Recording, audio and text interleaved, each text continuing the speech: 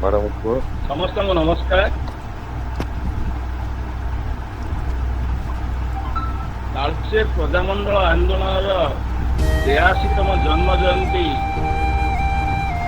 ପାଳନ ଅବସରରେ ସମ୍ବାଦ ସାହିତ୍ୟର ସାଉଥ ବରଣ୍ଡା ତରଫରୁ ମୁଁ ସମ୍ପାଦକ ହିସାବରେ ଏହି ଆଲୋଚନା ଆସରରେ ଭାଗ ନେଉଥିବା ସମସ୍ତ ସୁଧୀବୃନ୍ଦ ତଥା ସାହିତ୍ୟ ଘରର ସଭ୍ୟବନ୍ଧୁମାନଙ୍କୁ ଜଣାଉଛି। ଆଜି ତାଳଚେର ପ୍ରଜାମଣ୍ଡଳର ପ୍ରତିଷ୍ଠା ଦିବସ। 1938 ମସିହାରେ ଆଜିର ଏହି ଦିନ ସେପ୍ଟେମ୍ବର 6 ତାରିଖ ଅନୁଗୁଳର କୋଶଳା ଗ୍ରାମଠାରେ ମହାନ ବିପ୍ଳବୀ ତାଳଚେରର ଗୌରବ ଶ୍ରୀ ପବିତ୍ର ମୋହନ ପ୍ରଧାନଙ୍କ ନେତୃତ୍ୱରେ ଐତିହାସିକ ତାଳଚେର ପ୍ରଜାମଣ୍ଡଳର ଭିତ୍ତିପ୍ରସ୍ତର ସ୍ଥାପନ ହୋଇଥିଲା।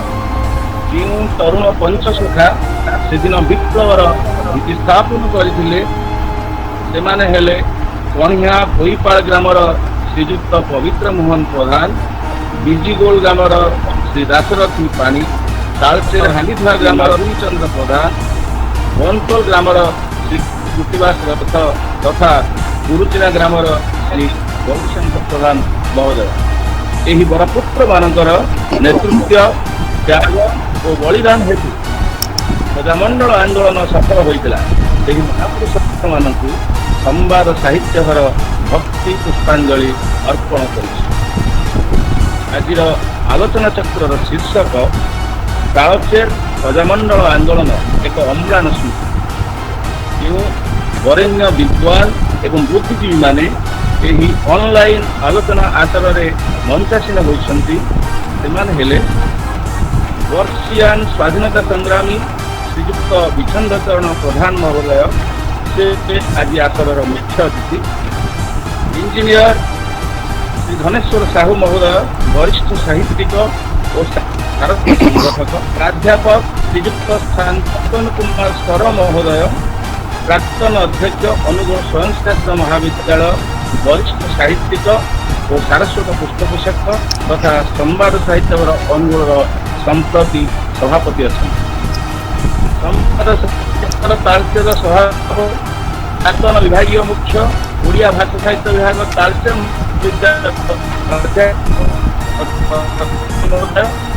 ପ୍ରଫେସର ବିଶ୍ୱରଞ୍ଜନ, ବିଶିଷ୍ଟ ଶିକ୍ଷାବିଦ ତଥା ଶିକ୍ଷାବିଦ ଶ୍ରୀଯୁକ୍ତ ସିଦ୍ଧିପ୍ରସାଦ ସାହୁ, ଯିଏକି ସମ୍ପ୍ରତି ସମ୍ପାଦକ ସମ୍ବାଦ ସାହିତ୍ୟର କଣିଆ ହିସାବରେ କାର୍ଯ୍ୟ ନିର୍ବାହ କରୁଛନ୍ତି।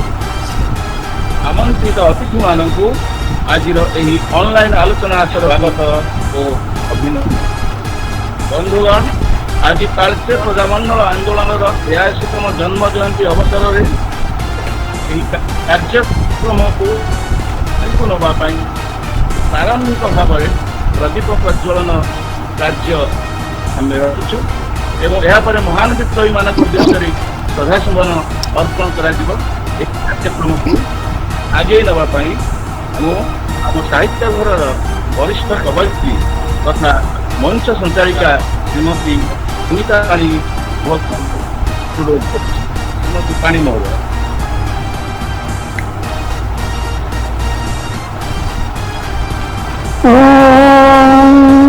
दीपं ज्योति परं ब्रह्म दीपं ज्योति जनार्दनम्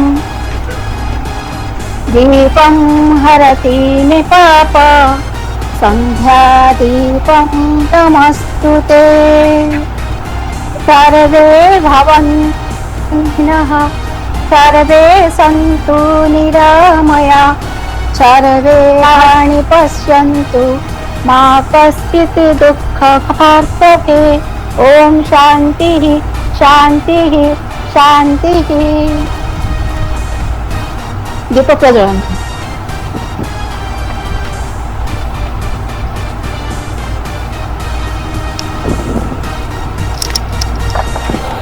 ବର୍ତ୍ତମାନ ଦୀପ ପ୍ରଜ୍ୱଳନ ଏବଂ ଶ୍ରଦ୍ଧାସୁମନ ଅର୍ପଣ ପର୍ବ ଶେଷ ହୋଇଯାଇଛି।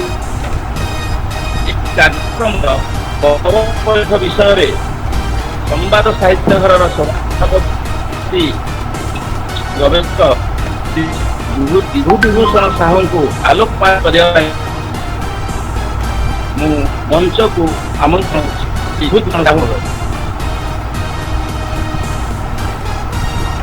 ଧନ୍ୟବାଦ। ଆଜି ତାଳଚେର ପ୍ରଜାମଣ୍ଡଳ ଆନ୍ଦୋଳନ 43ତମ ଜୟନ୍ତୀ। ଏ ଅବସରରେ ଆମେ ଏହାକୁ ସୁଚାରଣ କରିବା ପାଇଁ ଆଜି ଏହି ଅନଲାଇନ୍ ଆଲୋଚନା। ଏଣୁ ସଂକ୍ଷେପରେ କହିବି ଯେ ଏହି ତାଳଚେରବାସୀ ଯେଉଁ ଆନ୍ଦୋଳନ କରିଥିଲେ ତାହା ଭାରତବର୍ଷରୁ ବ୍ୟାପି ପାର୍ଲାମେଣ୍ଟ ବ୍ରିଟିଶ ସରକାରଙ୍କ ପର୍ଯ୍ୟନ୍ତ ପହଞ୍ଚିଥିଲା। ଏଣୁ ଏହି ମହାନ ବିପ୍ଳବର ଆରମ୍ଭ ହୋଇଥିଲା ଆଜି ଏହି ଦିନରୁ। ଏଣୁ ଏହି ଦିନକୁ ସ୍ମୃତି ଜାଗରଣ କରିବା ପାଇଁ ଆଜି ଆମେ ଯେଉଁ ଆଲୋଚନା ଚକ୍ର ଆରମ୍ଭ କରିଛୁ ସେହି ଆଲୋଚକ ମାନେ ଶ୍ରୀଯୁକ୍ତ ଡକ୍ଟର ପ୍ରଶାନ୍ତ କୁମାର ରଥ, ଇଞ୍ଜିନିୟର ଧନେଶ୍ୱର ସାହୁ, ବିଶ୍ୱରଞ୍ଜନ ପ୍ରଧାନ, ସିଦ୍ଧି ପ୍ରସାଦ ସାହୁ ଓ ଶାନ୍ତନୁ ସ୍ୱରଙ୍କୁ ମୁଁ ଆମ ଅନୁଷ୍ଠାନ ତରଫରୁ ଆମନ୍ତ୍ରଣ କରିବା ସହ ଆମ ସହିତ ଯୋଗଦାନ କରିଥିବାରୁ ତାଙ୍କୁ ଧନ୍ୟବାଦ ଅର୍ପଣ କରୁଛୁ। ଏଣୁ ଆଲୋଚନା ସାବଲୀଳ ହେବ ବୋଲି ମୁଁ ଆଶା କରୁଛି। ବର୍ତ୍ତମାନ ଆମର ସଞ୍ଚାଳିକା ଶ୍ରୀମତୀ ଅନିତା ପାଣି କାର୍ଯ୍ୟକ୍ରମକୁ ସଞ୍ଚାଳନା କରିବେ। ଧନ୍ୟବାଦ।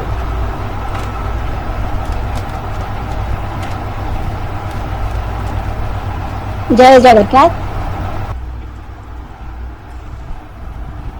ତାଳଚେର ପ୍ରଜାମଣ୍ଡଳ ଆନ୍ଦୋଳନର 83ତମ ଜନ୍ମ ଜୟନ୍ତୀ ଅବସରରେ ସମ୍ବାଦ ସାହିତ୍ୟଘର ସାଉଥ ବଲଣ୍ଡାର ଆୟୋଜିତ ଆଜିର ଏ ଭବ୍ୟ ସନ୍ଧ୍ୟାକୁ ଆପଣମାନଙ୍କୁ ସ୍ୱାଗତ ଓ ଶୁଭାଭିନନ୍ଦନ। ଅହୋଭାଗ୍ୟ ଆମ୍ଭମାନଙ୍କର ଆଜି ଏପରି ଏକ ଚିରସ୍ମରଣୀୟ ଐତିହାସିକ ଦିବସର ସ୍ମୃତିଚାରଣ ଉଦ୍ଦେଶ୍ୟରେ ଏକମନସ୍କ ହୋଇ ଶ୍ରଦ୍ଧାସୁମନ ଅର୍ପଣ କରିବା ସହିତ କରୋନା ସଂକ୍ରମଣର ସମସ୍ତ ନିୟମକୁ ମାନି ଏ ଗୁରୁ ଗମ୍ଭୀର ବେଳାରେ ଆମେ ଗୁଗୁଲ ମିଟ୍ରେ ମାନସ ଏକତ୍ରିତ କରିଛନ୍ତି।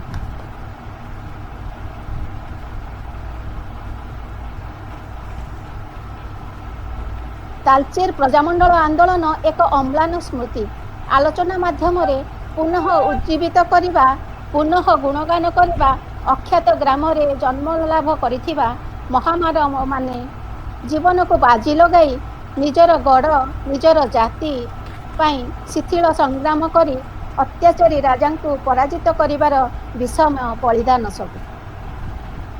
କ୍ଷୀଣ ଆଲୋକର ଦୀପଟିଏ ଜଳାଇ ଦେଇପାରେ ସହସ୍ର ଦୀପ, ଆଲୋକିତ କରିପାରେ ଅନ୍ଧାରୀ ମୂଲକ।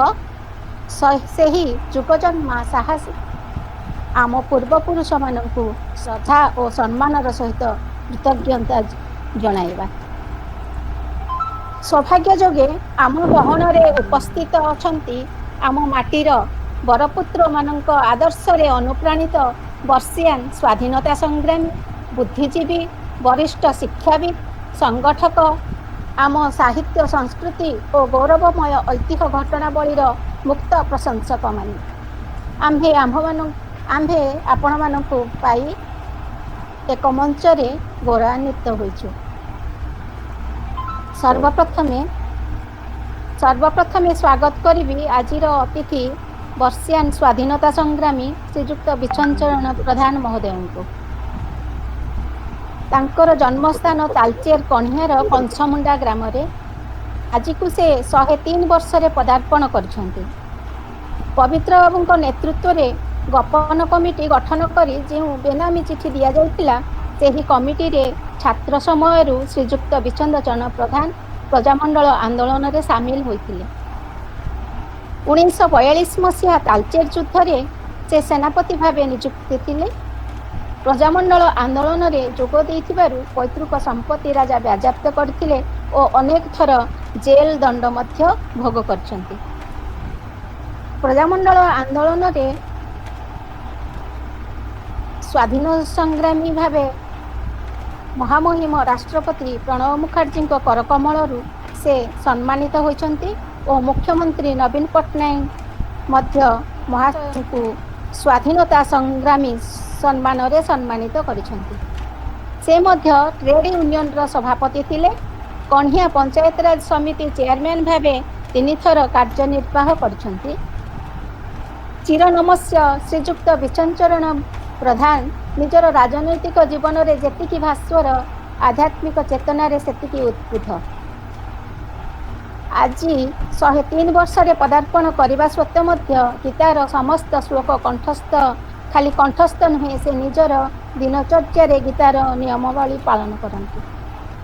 ତାଳଚେର ପ୍ରଜାମଣ୍ଡଳ ଆନ୍ଦୋଳନର 23ତମ ଜନ୍ମ ଜୟନ୍ତୀ ଅବସରରେ ଆପଣଙ୍କୁ ମୁଖ୍ୟ ଅତିଥି ରୂପେ ପାଇ ଗୌରବାନ୍ୱିତ ମନେ କରୁଛୁ।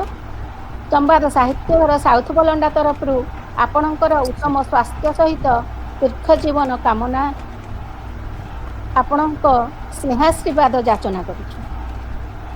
ତାପରେ ଆମେ ଆଲୋଚନା ଚକ୍ରକୁ ଆଗକୁ ବଢ଼ାଇ ନେବା ପାଇଁ ଆଜି ଏ ଆଲୋଚନା ଚକ୍ରକୁ ରୁଦ୍ଧିମନ୍ତ ପ୍ରାଣସିକ୍ତ କରିବା ପାଇଁ ଆମେ ସହଯୋଗ ଲୋଡ଼ିଛୁ ଅନୁଗୁଳ ସମ୍ବାଦ ସାହିତ୍ୟ ଘର ସଭାପତି ତଥା ଅନୁଗୁଳ ସ୍ୱୟଂଶାସିତ ଉଚ୍ଚ ବିଦ୍ୟାଳୟ ପୂର୍ବତନ ଅଧ୍ୟକ୍ଷ ପ୍ରଫେସର ଶାନ୍ତନୁ କୁମାର ସ୍ୱର ମହୋଦୟଙ୍କୁ।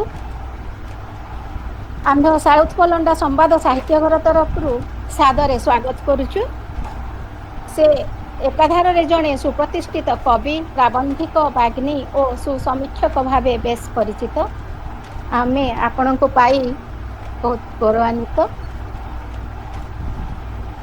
ତାଳଚେର ସମ୍ବାଦ ସାହିତ୍ୟ ଘର ସଭାପତି ତଥା ସ୍ୱାଧୀନ ସଂଗ୍ରାମୀ ପ୍ରାତଃ ସ୍ମରଣୀୟ କୃତିବାସ ରଥଙ୍କ ସୁଯୋଗ୍ୟ ଦାୟଦ ଡକ୍ଟର ପ୍ରଶାନ୍ତ କୁମାର ରଥ ମହାନୁଭବଙ୍କୁ ଆମ୍ଭ ସାଉଥ ବଲଣ୍ଡା ସମ୍ବାଦ ସାହିତ୍ୟ ଘର ତରଫରୁ ସାଦରେ ସ୍ୱାଗତ କରୁଛୁ। ଏକାଧାରରେ ସେ ଜଣେ ଛାତ୍ରବତ୍ସଳ ଶିକ୍ଷକ, କବି, ପ୍ରାବନ୍ଧିକ। ତାଙ୍କ ନମ୍ରତା ହିଁ ଯଥାର୍ଥ ପ୍ରତିପାଦନ କରେ ତାଙ୍କ ନାମର ସାର୍ଥକତା।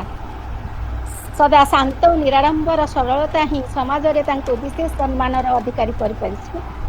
ତାଳଚେର ପାଇଁ ତାଙ୍କର ବିଶେଷ ଅବଦାନ ପୁସ୍ତକ ଗୁଡ଼ିକ ହେଲା ତାଳଚେର ପ୍ରଜାମଣ୍ଡଳ ଆନ୍ଦୋଳନ, ତାଳଚେର ଇତିହାସ, ତାଳଚେର ଭୂଗୋଳ ଓ ତାଳଚେର ସଂସ୍କୃତି, ଯାହା ଆସିବାକୁ ଅଛି। ସାର୍, ଆପଣଙ୍କୁ ମହାଶୟଙ୍କୁ ଆମେ ସ୍ୱାଗତ କରୁଛୁ ଆମ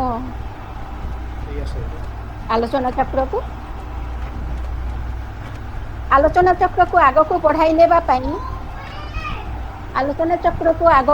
ନେବା ପାଇଁ ଆମକୁ ସହଯୋଗ କରୁଛନ୍ତି ଆମ ସମସ୍ତଙ୍କର ସମ୍ମାନନୀୟ କଣ୍ଢିଆ ପଟାଖମଣ ଗ୍ରାମର ସୁଯୋଗ୍ୟ ସନ୍ତାନ ଇଞ୍ଜିନିୟର ଧନେଶ୍ୱର ସାହୁ ମହୋଦୟଙ୍କୁ।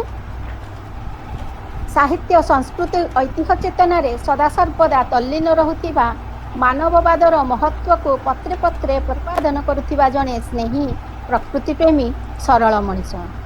ସେ ଏକାଧାରରେ ଜଣେ କବି, ପ୍ରାବନ୍ଧିକ ଓ ସୁସଂଗଠକ।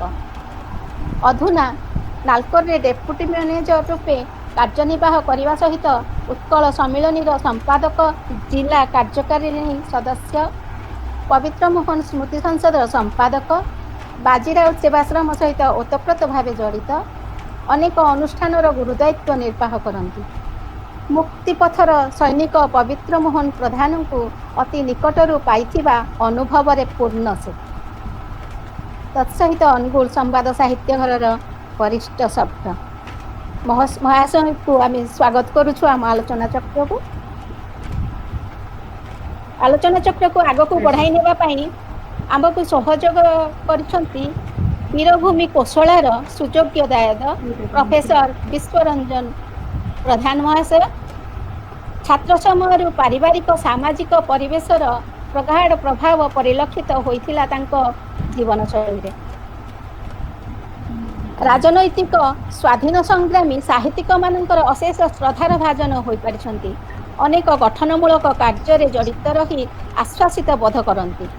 ମହାଶୟ କୋଶଳା ଶ୍ରୀ ମା ରାମଚଣ୍ଡୀ ଟ୍ରଷ୍ଟ ବୋର୍ଡ଼ର ସଭାପତି, ମାନସ ସ୍ମୃତି ପାଠାଗାର କୋଶଳାର ସଭାପତି, ଉତ୍କଳ ସମ୍ମିଳନୀ ଅନୁଗୁଳ ଜିଲ୍ଲାର ଉପସଭାପତି ଥିଲେ। ବାମୁର ଗାନ୍ଧୀ ମେମୋରିଆଲ ଟ୍ରଷ୍ଟର ଆଜୀବନ ସଦସ୍ୟ, ବିଶ୍ୱମଣ୍ଡଳ ପାଲାଗାୟକ ସମ୍ମିଳନୀର ମୁଖ୍ୟ ଉପଦେଷ୍ଟା ଭାବରେ କାର୍ଯ୍ୟନିର୍ବାହ କରିଅଛନ୍ତି। ତତ୍ସହିତ ଅନୁଗୁଳ ସମ୍ବାଦ ସାହିତ୍ୟ ଘରର ସମ୍ମାନୀୟ ସଭ୍ୟ ମହାଶୟଙ୍କୁ ଆମ ଆଲୋଚନା ଚକ୍ରକୁ ସ୍ୱାଗତ। ଆଲୋଚନା ଚକ୍ରର ଅନ୍ୟତମ ଯୁବ ଆଲୋଚକ ଆମ୍ଭମାନଙ୍କୁ ସହଯୋଗ କରିବା ପାଇଁ ପ୍ରତିଶ୍ରୁତି ଦେଇଛନ୍ତି ବର୍ଷିଆନ ସ୍ୱାଧୀନତା ସଂଗ୍ରାମୀ ଗ୍ରାମର କଂସମୁଣ୍ଡାର ସୁଯୋଗ୍ୟ ସନ୍ତାନ ଶ୍ରୀଯୁକ୍ତ ସିଦ୍ଧିପ୍ରସାଦ ସାହୁ ମହୋଦୟ ପବିତ୍ର ମୋହନ ହାଇସ୍କୁଲ କଣ୍ଢିଆରେ ସରକାରୀ ଶିକ୍ଷକ ଭାବରେ ସମ୍ପ୍ରତି କାର୍ଯ୍ୟରତ ତତ୍ସହିତ ନିରନ୍ତର ସାହିତ୍ୟ ସାଧନାରେ ଲିପ୍ତ ଅଛନ୍ତି। ସେ ଏକାଧାରରେ ଜଣେ କବି, ପ୍ରାବନ୍ଧିକ, ଗାଳ୍ପିକ, ଗବେଷକ। ତାଙ୍କ ଲିଖିତ ଆଜିର ଅନୁଚିନ୍ତା ଖୁବ୍ ଲୋକ ଆଦୃତ ହୋଇପାରିଛି। ଅପେକ୍ଷାରେ ସଂଗ୍ରାମ ପଥେ, ଚନ୍ଦ୍ରିକା, ରୂପାଖୋଲ ତିନୋଟି ପୁସ୍ତକ ଅପେକ୍ଷାରେ ଅଛି। ମହାଶୟଙ୍କୁ ଆମ ଆଲୋଚନା ଚକ୍ରକୁ ସାଦରେ ସ୍ୱାଗତ। ତତ୍ସହିତ ଆମେ ଆଲୋଚନା ଚକ୍ରକୁ ଆଗକୁ ବଢ଼ାଇବା। ପ୍ରଥମେ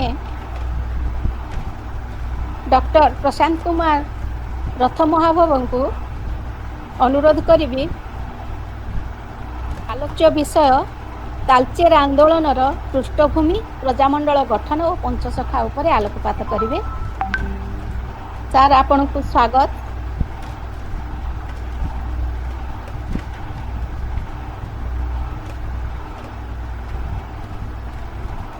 शुभ संध्या। मुख्य अतिथि श्रीजुक्त प्रधान महोदय, उपस्थित अतिथि वृंद, साहित्य घरर प्रिय भाई भौणी माने समस्त को मोर प्रणाम। आम पाई ସାର୍ ସାର୍ ଗୋଟେ ମିନିଟ୍। ସାର୍, ଫଟୋଟା ଆପଣଙ୍କର ଓଲଟା ଆସୁଛି। ଫୋନଟା ବୁଲେଇ ଦବ। ହଁ, ଏବେ ଠିକ୍ ଆସିଲା। आम पाई आज एक गर्व गौरवर दिन। 1568 ख्रीष्टाब्द मुकुंद देव मृत्यु पर ओडिशा हैला पराधीन। मुगल माने आसिले परे ओडिशा रे शासक माने दुर्बल हेले, समस्ते करज राजा होई रहिले। सांस्कृतिक जड़ता और स्वाभिमान विलय है। अष्टादश शताब्दी रे मरहट्टा माने आसिले, स्वाभिमान संपूर्ण चूरमार है। 1803 डिसेम्बर 23 तारीख रे इंग्रेज माने ओडिशा अधिकार कले। देश पराधीन है। गड़जात गुड़िक इंग्रेज माने अन्यत्र शासन कले। भारत असत्य, अन्याय, भ्रष्टाचार दूर करने सुख भितर दुख अंडाड़ा संग्रामी जीवन और जय उन्नत राष्ट्र गठन अवस्था गांधीजी गड़जात राजा माने वार्षिक पेशकश टैक्स दे राज्य शासन करुले। तालचेर तन्मध्यरु अन्यतम। इंग्रेज शासक मुख्य हेले मध्य प्रजा संपर्क में आसुनथिले। तेणु शासन फल किभଳି चालुछि से माने जानि पारु नथिले। बोधे एक कथा आम अनुभव करिपरिबा। 1901 रु 1945 मसीहा जाए तालचेर राजा किशोर चंद्र बीरबर हरिचंदन शासन करथिले। से सरल, आदर्शपरायण, उच्चाभिलाषी, प्रगतिवादी शासक थिले। राज्य को आदर्श करने तांकर उद्देश्य है। किंतु बगर बेक बढ़िले माछ को विपद आसे। बगर बेक बढ़िले माछ को विपद आसे। स्व अभिलाष पूरण करने निमंते बेठी काठ चलला, कर भार बढ़िला, प्रजा को ताहा असह्य है। धर्म नाम रे अधर्म, शासन नाम रे अत्याचार, व्यभिचार वृद्धि है। प्रजा जी अत्याचार करुनथिले, राज कर्मचारी माने ताठारु बेसी बळी जाते। प्रजा माने संपूर्ण निष्पेषित। प्रजा माने प्रतिकार प्रतिवादन निमित्त प्रचेष्टा कले। 1911-12 मसीह पुरंदर पाणी बिजगोल, बनमाली परमगुर जगन्नाथपुर स्वर उत्तोलन करथिले।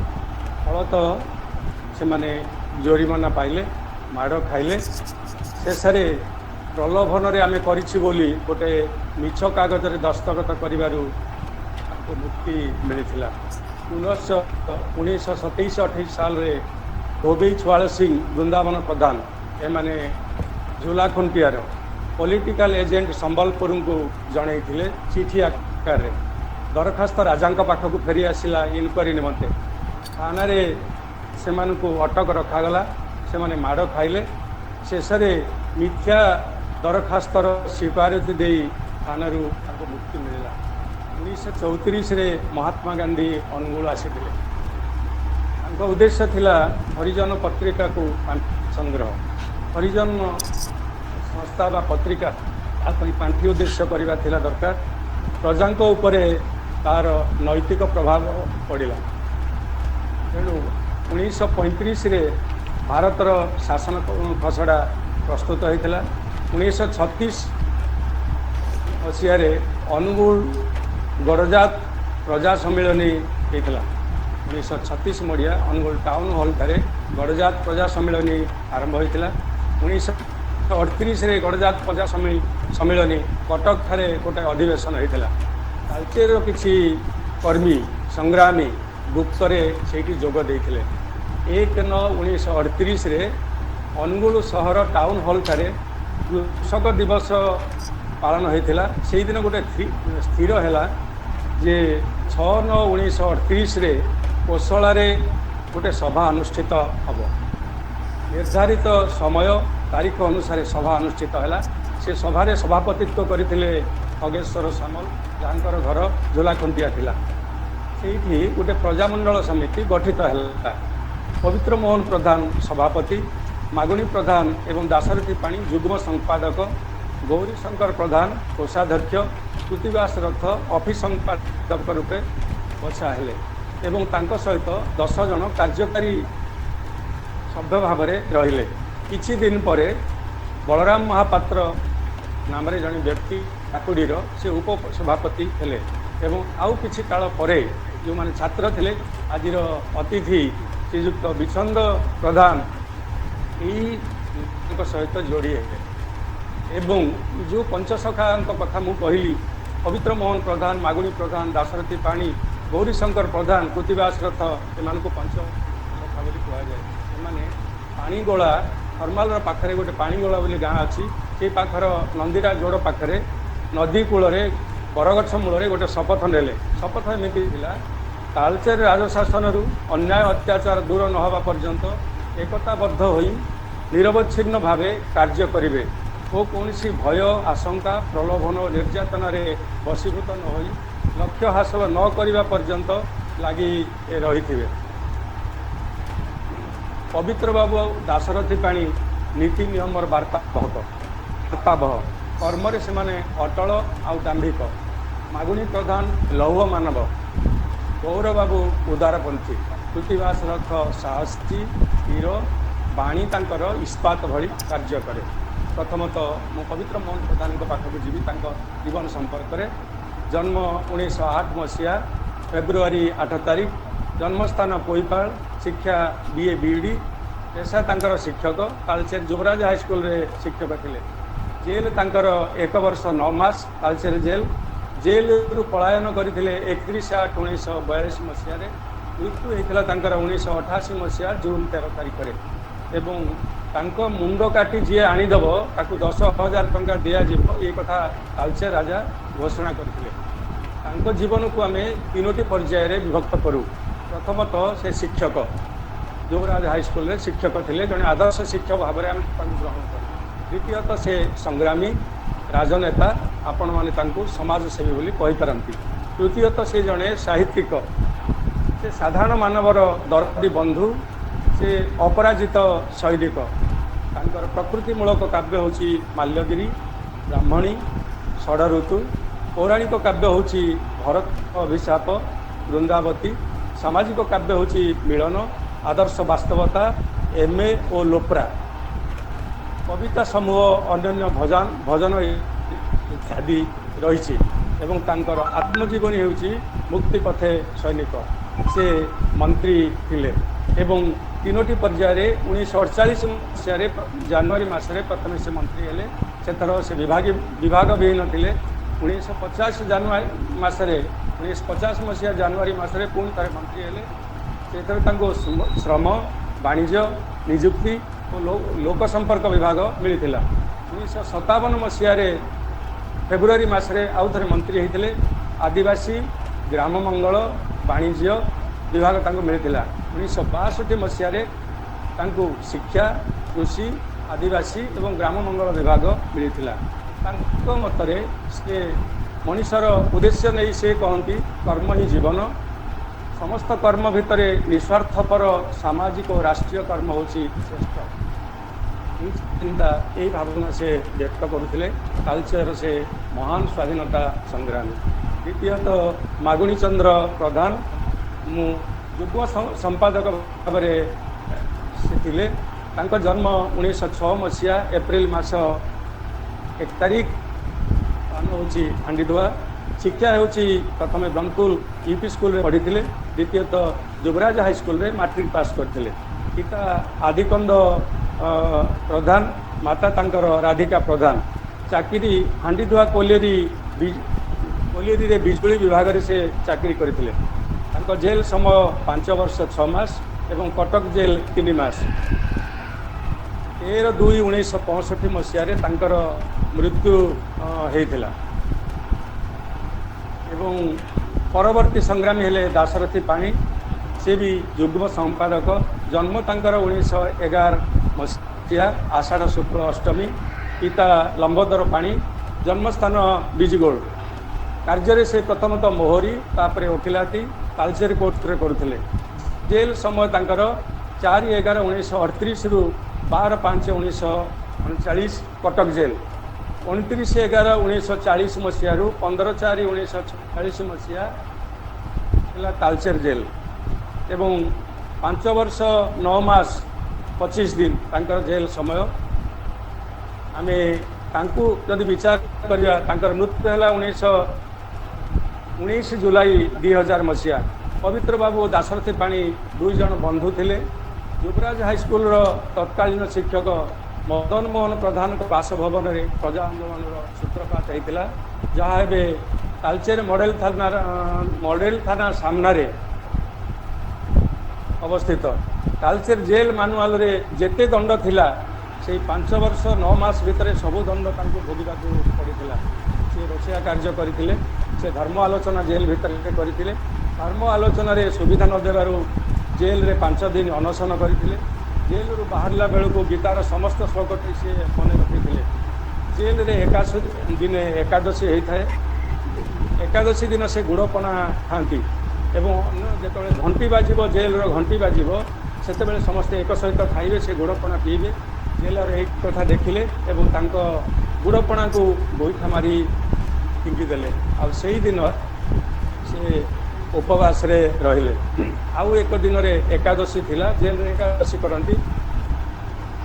ଅନ୍ୟ ଏକାଦଶୀ ଦିନରେ ତାଙ୍କୁ ପାଇଖାନା ଗାତ ଖୋଳିବାକୁ ଦିଆଯାଇଥିଲା। ପ୍ରତ୍ୟେକ ଦିନ 10 ଫୁଟ ଗେଟି ବାଡ଼ାନ୍ତି ଜେଲ୍ ଭିତରେ ଏବଂ କେରପାଲ ତିଆରି ପୋଷାକ, ଅର୍ଥାତ୍ ବସ୍ତା ତିଆରି ପୋଷାକ ତାଙ୍କୁ ପିନ୍ଧି ଦିଆଯାଇ ଜେଲ୍ ସେଲ୍ରେ ରଖାଯାଇଥିଲା।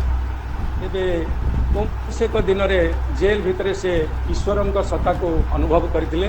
ସେ କହନ୍ତି, ମୁଁ ଦେହ ନୁହେଁ, ମନ ନୁହେଁ, ଇନ୍ଦ୍ରିୟ ଓ ଇନ୍ଦ୍ରିୟ ମାନଙ୍କର ବିଷୟ ଭୋଗ ମୁଁ କରୁନାହିଁ। ସୁଖ ଦୁଃଖ ଶରୀରର ଧର୍ମ। ମୁଁ ଶରୀରଠାରେ ପୃଥକ ଚେତନ ସତ୍ତା ମାତ୍ର। ସେ ହେଲେ ଶ୍ରୀଯୁକ୍ତ ପାଣି ମହୋଦୟ। କୋଷାଧ୍ୟକ୍ଷ ଶ୍ରୀଯୁକ୍ତ ଗୌରୀଶଙ୍କର ପ୍ରଧାନ। ଜନ୍ମ 1910 ମସିହା ଏପ୍ରିଲ 10 ତାରିଖ। ସ୍ଥାନ ତାଙ୍କର ବୁରୁକୁନା ଜନ୍ମସ୍ଥାନ। ଶିକ୍ଷା IA, ଯିଏ ରେଭେନ୍ସା କଲେଜରୁ ପାସ୍ କରିଥିଲେ। ଜେଲ୍ ସମୟ 2 ବର୍ଷ 7 ମାସ କଟକ ଜେଲ୍ ଏବଂ ତାଳଚେର ଜେଲ୍ 2 ବର୍ଷ। ସେ 1940 ମସିହାରୁ 1944 ମସିହା ଯାଏ ଆତ୍ମଗୋପନ କରିଥିଲେ। ସ୍ଥାବର ଅସ୍ଥାବର ସମ୍ପତ୍ତି ତାଙ୍କର ନିଲାମ ହେଇଥିଲା। ତାଙ୍କର ମୃତ୍ୟୁ ହୋଇଥିଲା 2002 ମସିହା ଅଗଷ୍ଟ 1 ତାରିଖରେ। ସେମାନେ 5 ଭାଇ ଭଉଣୀ ଘରେ ଥିଲେ।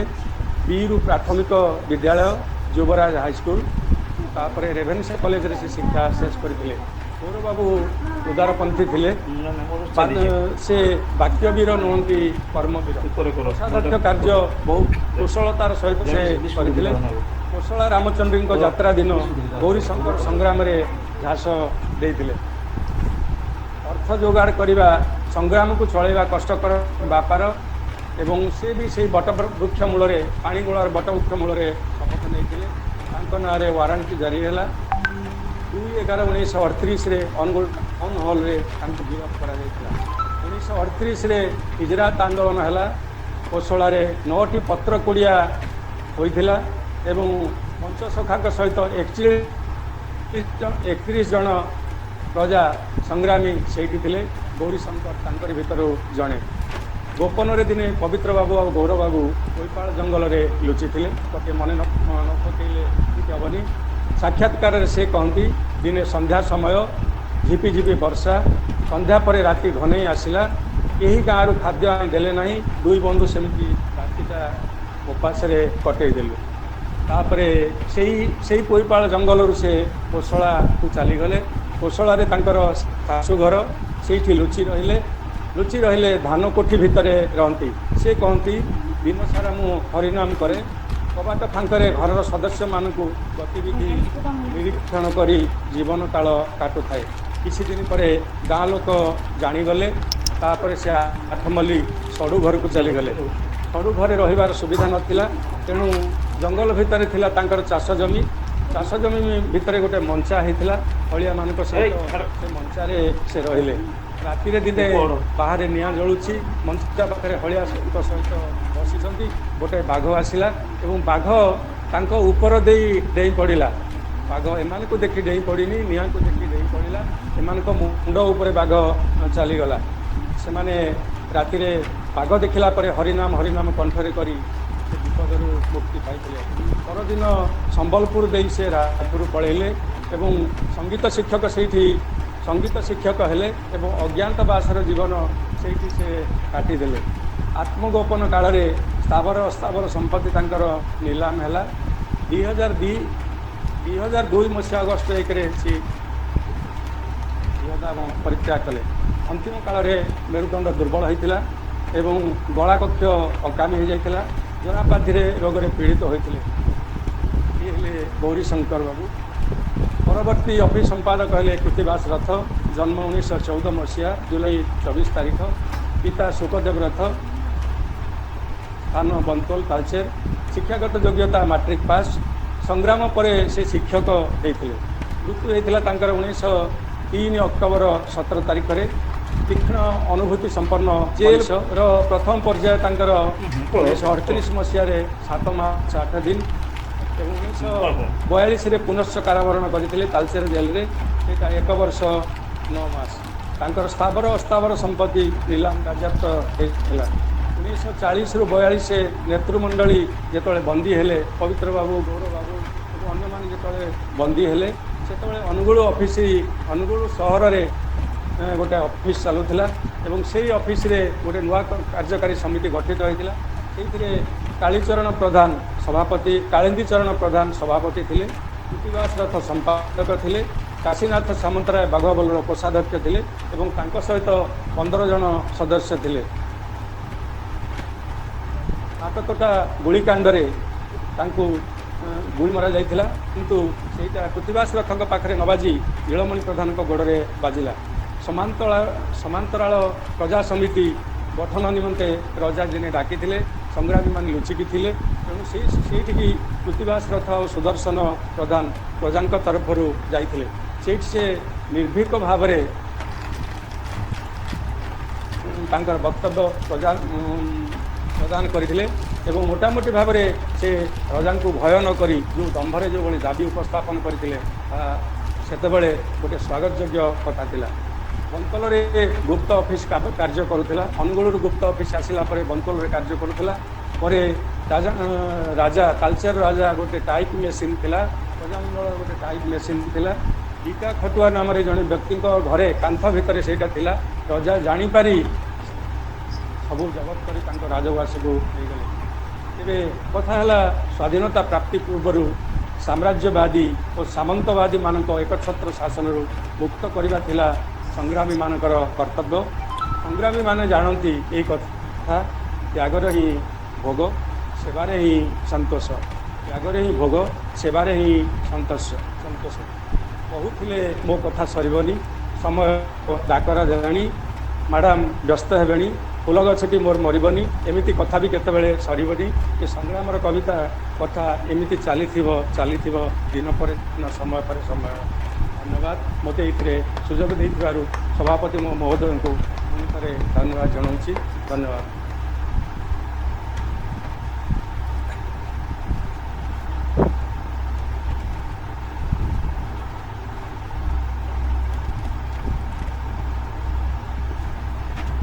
ହଁ ସାର୍, ତ୍ୟାଗରେ ହିଁ ସନ୍ତୋଷ।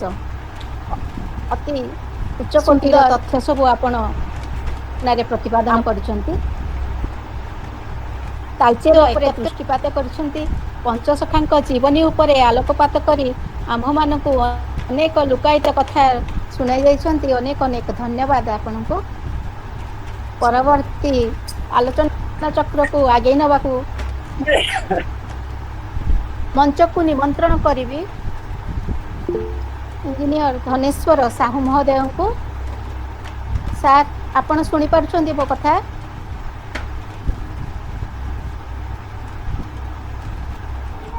ହଁ, ଆସୁଛି।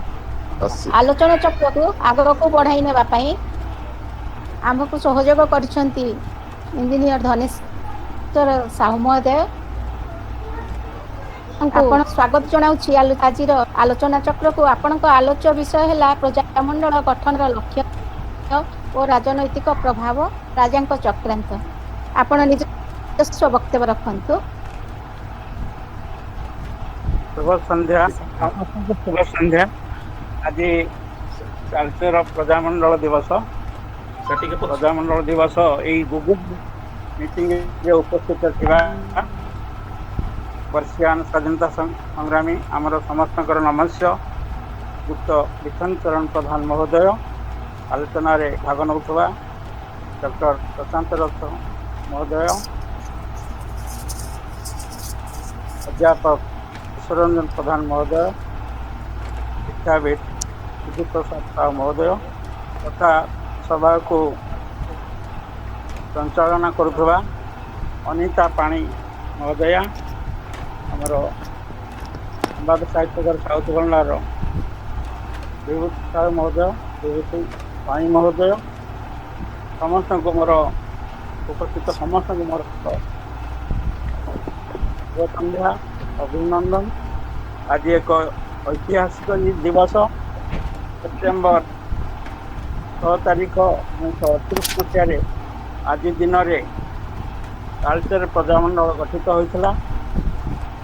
ମୋର ଯେଉଁ ଆଲୋଚ୍ୟ ବିଷୟ ଅଛି, ପ୍ରଜାମଣ୍ଡଳ ଗଠନର ଲକ୍ଷ୍ୟ, ରାଜନୈତିକ ପ୍ରଭାବ ଓ ରାଜାଙ୍କ ଚକ୍ରାନ୍ତ।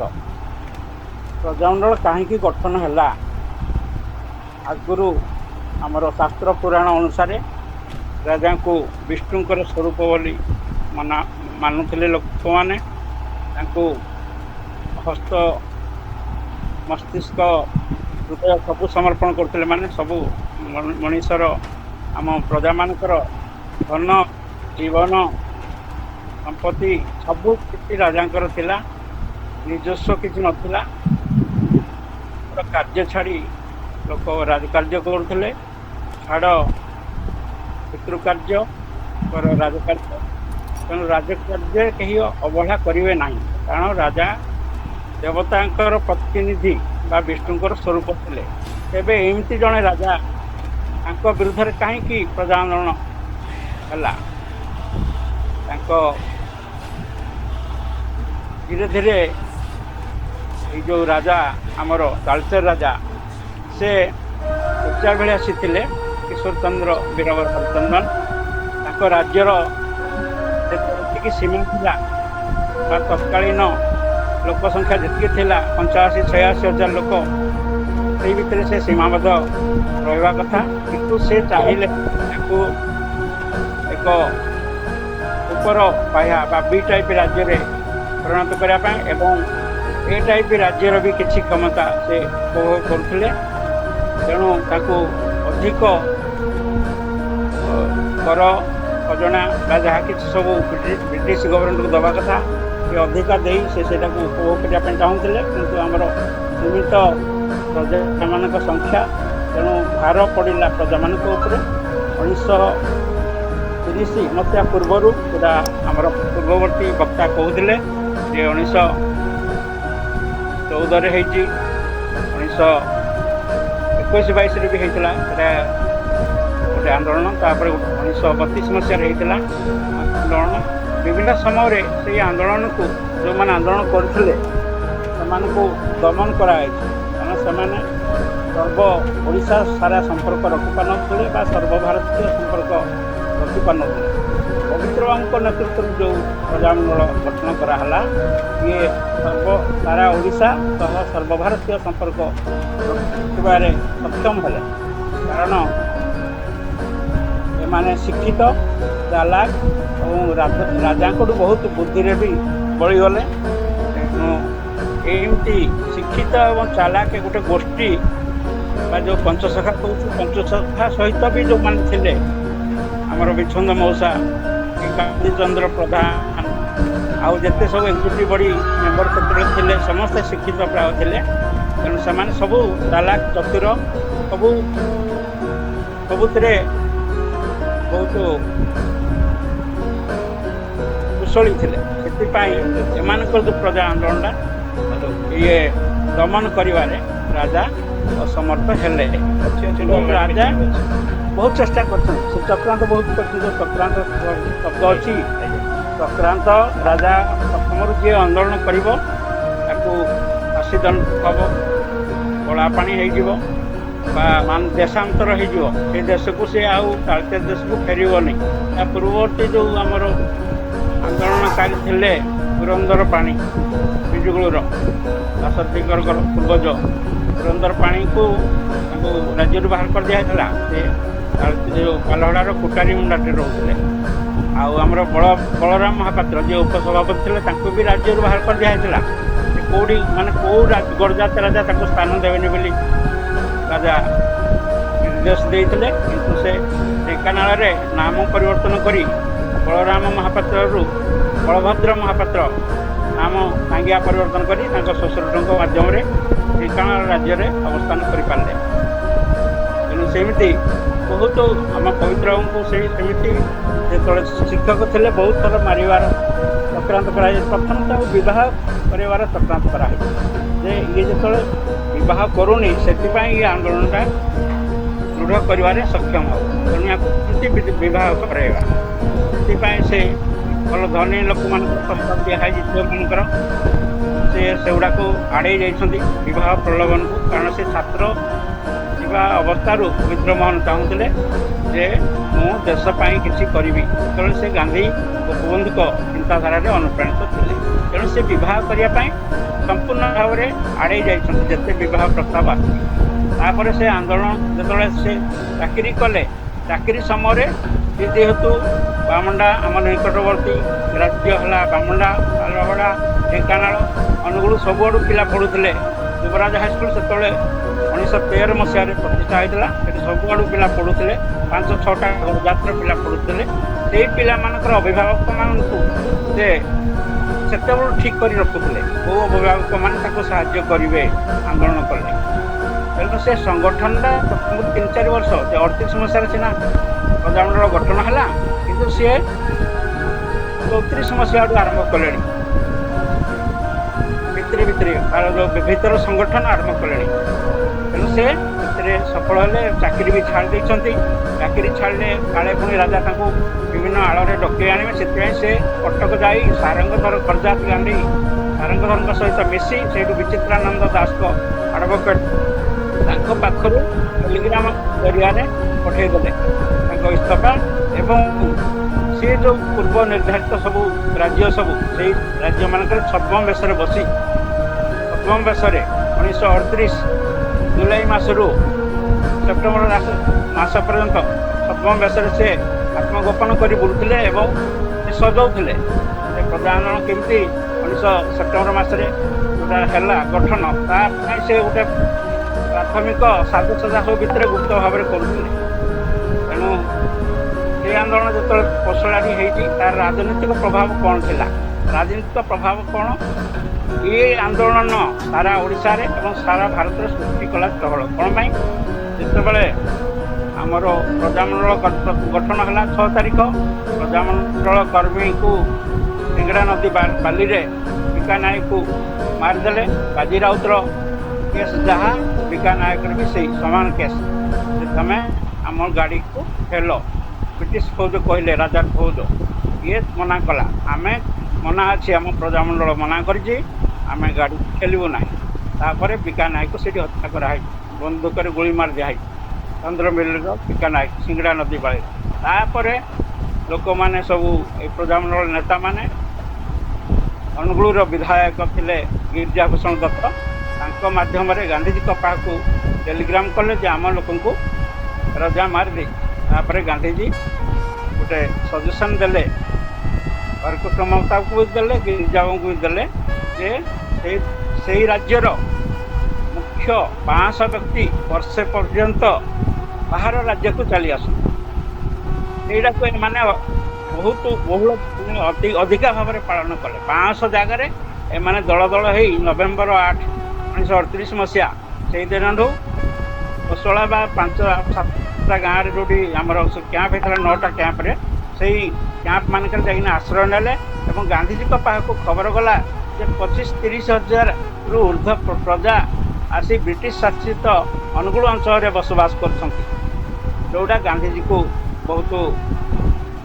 अर्थक कला हृदय को एवं से निज प्रतिनिधि ठक्कर बापा को से पठेले एवं परे परे से जगह को मिस आगाथा हारिसन जी की ब्रिटिश पार्लियामेंट विरोध दल नेत्री सी आसिले तेणु से गांधीजी को सठिक खबर देले मिस आगाथा हारिसन ब्रिटिश पार्लियामेंट रे क्वेश्चन कले बड़लाट को जाई कहले यही तालचेर आंदोलन जो भारत व्यापी समस्ते जानिले बा सारा पृथ्वी लोक जो जानिले सेटा केवल से जो संभव है जो मैंने आसिले सेठू मिसा गाथा हरिसन ठक्कर बापा गांधीजी निजे हरिजन पत्रिका यंग इंडिया रे सब लिखिले तालचेर विषय जे या हूँ एत अत्याचार हो लोक पलि आस तेणु यार राजनीतिक प्रभाव तालचेर आंदोलन सारा भारत व्यापी हो जाता रजा चक्रांत जिते कर चक्रांत को केमती काटे काउंटर कर राजा चक्रांत यही भाव में तालचेर जो आंदोलन है यहाँ सारा भारत व्यापी और से गुजरात आंदोलन सक्सेस है कारण पवित्र मोहन प्रधान प्रजा मानकर जो साधारण सबू गाँव लोक को सी जानी एवं सबू परिवार लोक को जाई बुझेबार सक्षम होते एमती जड़े दृढ़ नेता जहाँफल से परिवार लोक मैंने दूली धरी कोसला प्रतिज्ञा कले जे आम पवित्र को आदेश न पाया पर्यंत आम फेरबूनी राजा सेठी भी जाइना निआ लगे देते कैंप मानक चक्रांत कर भी दीज आमर रेखा बेवा एवं जमुना पत्री उड़ीना मरीगले से ताल घर ताल बरडारे सब छप्र होता कुड़िया गछ मूल रोते तेणु एमती भी बहुत प्रकार जिते प्रकार असुविधा को से सम्मुखीन हो कैंपर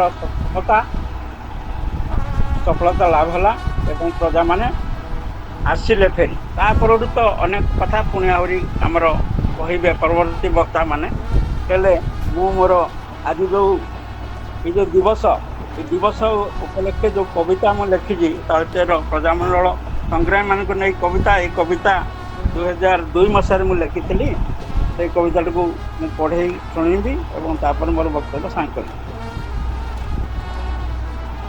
तालचेर प्रजामंडल संग्रामी मान को नहीं कविता शुण ताल तेर भाई शुण ताल तेर भाई पवित्र बाबू माटी ए भूई ए भाई माने ए तो स्वर्ग धामे छंती रही पाल बांक पवित्र पाई से अमूल्य निधि ए भाई माने शांति देश प्रेम बुद्धि ए भाई माने कुमार मागुणी आंडी कुमार मागुणी प्रजामंडल रसिला बिंधाणी ए भाई माने ताल तेर मथामणि ए भाई माने बिजी गोलदास रखी बिजी गोलदास साथी ए भाई माने पिला अकाट्य ए भाई माने वीरूर गौरी शंकर पवित्र साथी पड़ा बेलर ए भाई माने हेले आंदोलन आग कर ए भाई माने मुंडा मदन बाबू दुख कष्ट सहिले सबू ए भाई माने आज कथा मने भाबू ए भाई माने कंट्रोलर कृतिवास ମିଶିଲା ଯାଇ ସେ ପବିତ୍ର ପାଶ ଏ ଭାଇ ମାନେ ରାଜା ଦଣ୍ଡିଲା ପୁଅ ଶେଷ ଏ ଭାଇ ମାନେ କଂସ ମୁଣ୍ଡାର ବିଛନ୍ଦ ମୂଷା ଏପର୍ଯ୍ୟନ୍ତ ଅଛନ୍ତି। ଏଇଟା ଭଗବାନଙ୍କର ଗୋଟେ ଅଶେଷ କୃପା।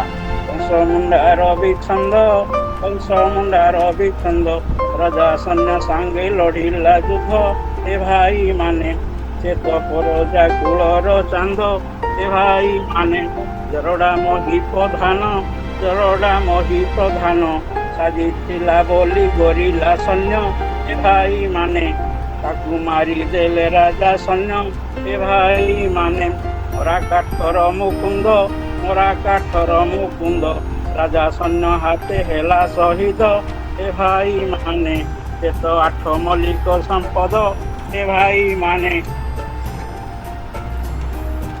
ଚନ୍ଦ୍ର ବିଲବିକା ଭାଇ ଚନ୍ଦ୍ର ବିଲବିକା ଭାଇ ତାଳଚେର ମାଟି ଶହୀଦ ସେହି ଏ ଭାଇ ମାନେ ତାକୁ ମନେ ପକାଇଲ ନାହିଁ ଏ ଭାଇ ମାନେ କାଳନ୍ଦୀ ପ୍ରଧାନ ଥିଲା କାଳନ୍ଦୀ ପ୍ରଧାନ ଥିଲା ସଂଗ୍ରାମ ଶେଷରେ ସନ୍ନ୍ୟାସୀ ହେଲା ଏ ଭାଇ ମାନେ ଦିନ ବୃନ୍ଦାବନରେ କଟିଲା ଏ ଭାଇ ମାନେ ରେଙ୍ଗାଳିର ଝାଲୁ ଦାସ ରେଙ୍ଗାଳିର ଝାଲୁ ଦାସ ପ୍ରଜାମଣ୍ଡଳର କର୍ମୀ ବିଶେଷ ଏ ଭାଇ ମାନେ ଧନ୍ୟ ତାଙ୍କର ଶକ୍ତି ସାହସ ଏ ଭାଇ ମାନେ ଆହୁରି ସଂଗ୍ରାମୀ ଭାଇ ନାମ ସବୁ ବନି ପାରଇ ନାହିଁ ଏ ଭାଇ ମାନେ ତେଣୁ ଦୋଷ ମୋ ଧରିବ ନାହିଁ ଏ ଭାଇ ମାନେ ପୁରୁଷ ସମ୍ମାନ ପୂର୍ବପୁରୁଷ ସମ୍ମାନ ରଖିଲେ ବଢିବ ନିଜର ମାନ ଏ ଭାଇ ମାନେ ତେଣୁ ସେ କଥାରେ ଦିଅ ଧ୍ୟାନ ଏ ଭାଇ ମାନେ ବକ୍ତବ୍ୟକୁ ଏଠାରେ ସାଙ୍ଗ କରୁଛି। ସମସ୍ତଙ୍କୁ ଆଉ ଥରେ ପ୍ରଣାମ, ଆପଣମାନଙ୍କୁ ଧନ୍ୟବାଦ ଏହିପରି ଏକ ଭଲ ସୁନ୍ଦର କାର୍ଯ୍ୟକ୍ରମ ଆୟୋଜନ କରିଥିବାରୁ ରହୁଛି। ନମସ୍କାର। ଅଶେଷ ଅଶେଷ ଧନ୍ୟବାଦ ମହାଶୟଙ୍କୁ। ସ୍ୱାଧୀନତା ସଂଗ୍ରାମୀମାନଙ୍କର ଜୀବନୀ ଅତି ସୁନ୍ଦର ଆଉ ସାବଳୀଳ ଭାବରେ ଉପସ୍ଥାପନା କରିଥିବାରୁ ଅଶେଷ ଅଶେଷ ଧନ୍ୟବାଦ ଜଣାଉଛୁ।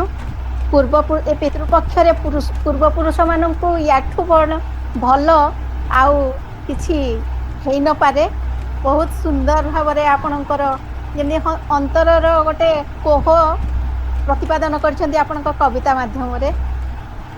ଆମ ସମ୍ବାଦ ସାହିତ୍ୟ ଘର ତରଫରୁ ଆପଣଙ୍କ ଆଭାରୀ ରହିଲୁ ଆମେ। ପୁଣି କେବେ ସୁବିଧା ସୁଯୋଗ ହେଲେ ଆପଣ ନିଶ୍ଚୟ ଆମ ସହିତ ମିଶିବେ ଓ ପବିତ୍ର ପ୍ରଧାନ ବାବୁଙ୍କ ବହୁତ କଥା ଆମେ ଆହୁରି ଶୁଣିବୁ ଆପଣଙ୍କୁ ଆଶା ରଖିଛୁ।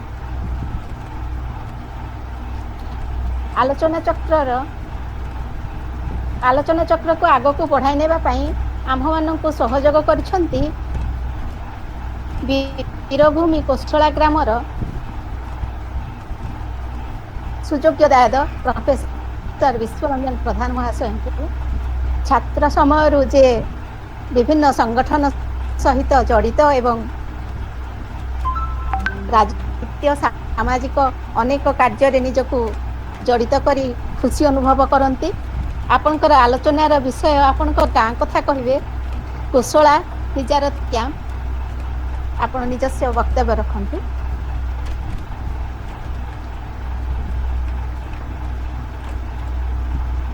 82 ବର୍ଷ ଅତିକ୍ରାନ୍ତ ହେଇଛି।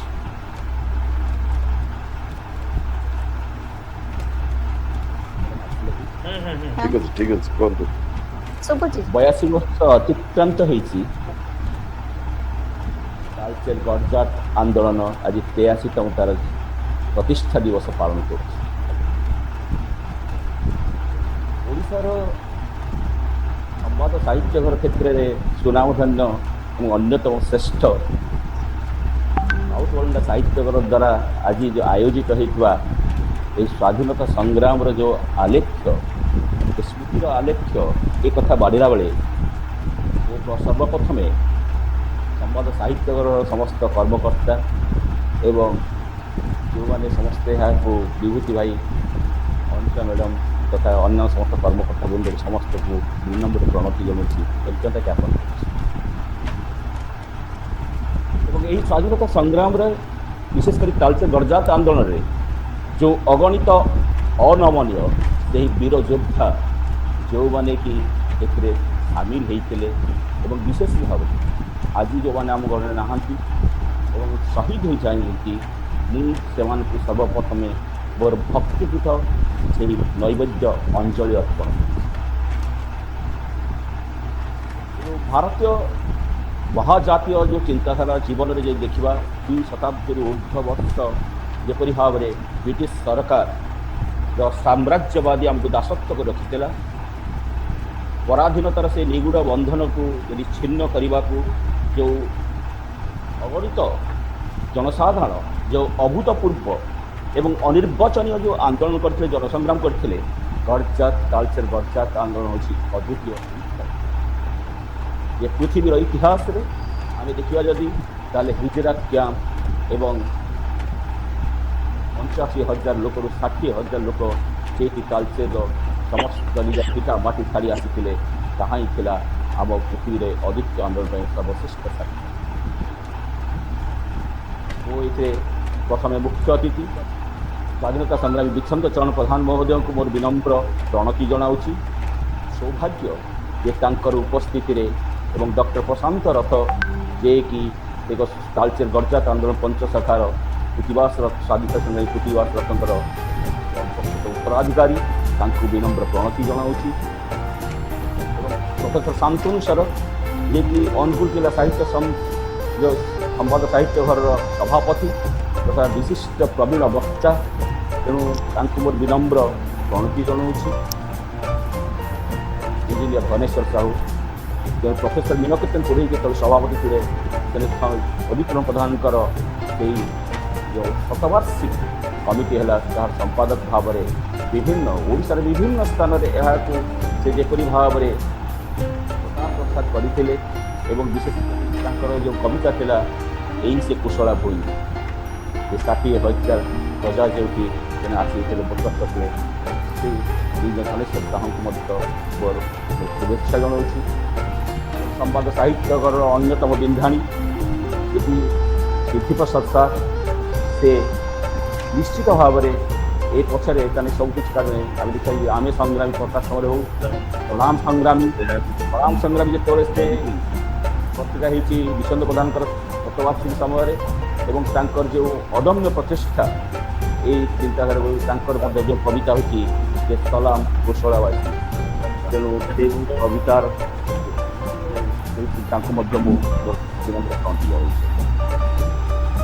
उन्नीस 30 मसीहा पर्यटन जो आम आलोचना प्रसंग में डॉक्टर रथ और इंजीनियर धनेश्वर साहू महोदय जो आनिले जे तालचेर गड़जात आंदोलन पृष्ठभूमि कला ये ऐतिहासिक पृष्ठभूमि को आम आलोचना करवा गोटे कथा आम स्पष्ट भाव जापर जे एमती जो परिप्रेक्षी थिला भितर तालचेर जो चिंता चेतना भावना एवं भावप्रवणता सृष्टि होता से भावना और भावप्रवणता सृष्टि होगा भारत जातीय आंदोलन समस्त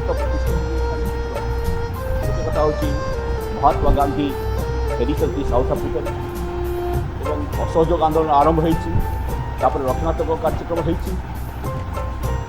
आईन मान्य आंदोलन हो आईन आंदोलन परिप्रेक्षी जो विचारधारा भारतीय जनमानस को उद्वेलित करता हूँ सबुठ प्रमुख उल्लेख आम जी कहवा 1929 मसीह जो लाहौर कांग्रेस होती लाहौर कांग्रेस पूर्व स्वाधीनता कथा आलोचना कर परवर्ती पर्यायर आम देखुं जे 1930 मसीह आईन मान्य आंदोलन होती बाल गंगाधर तिलकर जाम्य स्वराज विचारधारा आम समस्त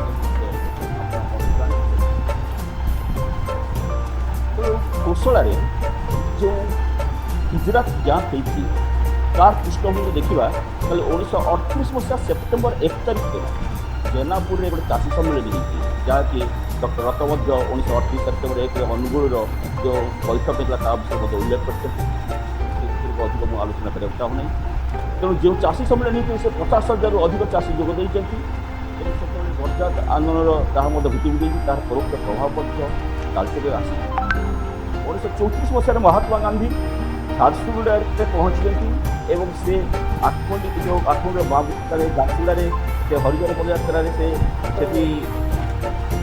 आम आतिथ्यता स्वीकार कर बिहारी राम मंत्री घर तापर से संबलपुर विकास आसुच्च ବାବୁରରେ ସେ ମାନେ ରାତ୍ରି ଗ୍ରହଣ କରିଛନ୍ତି 1924 ମେ 5 ତାରିଖ ଦିନ ଏବଂ 1935 6 ତାରିଖ ଦିନ ସେ ଅନୁଗୁଳ ରାଣୀଗୁଡ଼ାରେ ସେ ଯେଉଁ ବକ୍ତବ୍ୟ ଦେଇଛନ୍ତି ତାହାର ସୁଦୂର ପ୍ରସାରୀ ପ୍ରଭାବ ଥିଲା ଏବଂ ସେ କିଛି କହିଛନ୍ତି ଯେ ଆଳସ୍ୟତାକୁ ଦୂର କରିବା ପାଇଁ ଅର୍ଜନ ପାଣ୍ଠି ସଂଗ୍ରହ କରିବା ପାଇଁ ଆତ୍ମନିର୍ଭରଶୀଳ ବିଚାରଧାରାକୁ ସମସ୍ତଙ୍କୁ କରିବା ପାଇଁ ସେମାନେ ଯୋଗାନ ଦେଇଛନ୍ତି ଏବଂ ଏ ପରିପ୍ରେକ୍ଷୀରେ ତେଣୁ ଓଡ଼ିଶାର ଯଦି ଦେଖିବା ଏ ମଧ୍ୟସ୍ଥଳ ଅନୁଗୁଳରେ ଗୋଟାଏ ସ୍ୱାଧୀନ ଚେତନା ଜାଗ୍ରତ ତା ପୂର୍ବରୁ ଯଦି ଅଧ୍ୟାୟକୁ ଆମେ ଆଲୋଚନା କରିବା 1848 ମସିହାରେ ମହାରାଜ ସୋମନାଥ ସିଂ ଜଗଦେବ ଯେଉଁ ଷଡ଼ଯନ୍ତ୍ରର ଶିକାର ହୋଇଛି ତାଙ୍କେ ବନ୍ଦୀ ହୋଇଛନ୍ତି ତା ପୂର୍ବରୁ ସେ ଜନସାଧାରଣ ଅନୁଗୁଳର ଜନସାଧାରଣ ଏବଂ ରାଜ୍ୟବାସୀ ସେମାନେ ଯେଉଁ ଆନୁଗତ୍ୟ ପ୍ରଦର୍ଶନ କରିଛନ୍ତି ଆମେ ଠିକ୍ ତାର ପ୍ରତିଫଳନ ଦେଖିବା ଯେ ତାଳଚେର ଗର୍ଜାତ ଆନ୍ଦୋଳନରେ ପବିତ୍ରଣ ପ୍ରଦାନ ତଥା ପଞ୍ଚପ୍ରଧାନ ସହିତ ସମସ୍ତ